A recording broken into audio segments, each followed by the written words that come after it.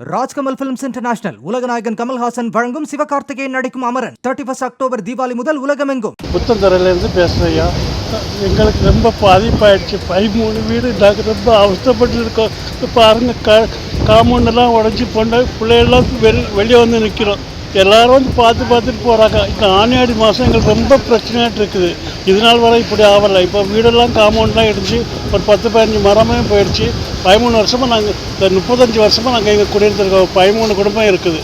எங்களுக்கு எவ்வளோ சீக்கிரமாக கல் போட்டு தர முடியுமோ அது தந்தால் நாங்கள் கையெடுத்து கும்பிடும். சீக்கிரமாக போட்டு தான் எங்களுக்கு நல்லா புண்ணியமாகிட்டு இருக்கியா.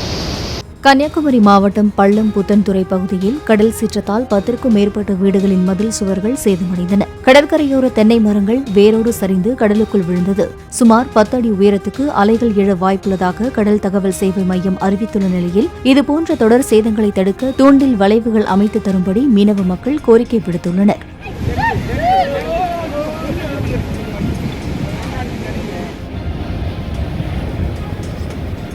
நான் 3 பொண்ணுங்களை வச்சிருக்கேன்.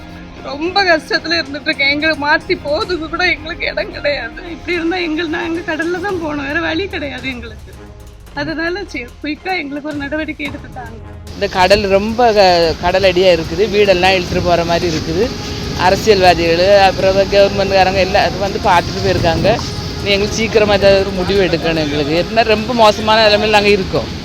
ஏன்னா இனி நாங்கள் எப்போவுமே பயந்து தான் இருந்துகிட்டே இருக்கோம். அதனால எங்களுக்கு சீக்கிரமாக ஏதாவது முடிவு பண்ணி தரணும். கவர்மெண்ட் ஏதாவது பண்ணி தரணும் எங்களுக்கு. இல்லை, எங்களுக்கு 13 வீடு இருக்குது.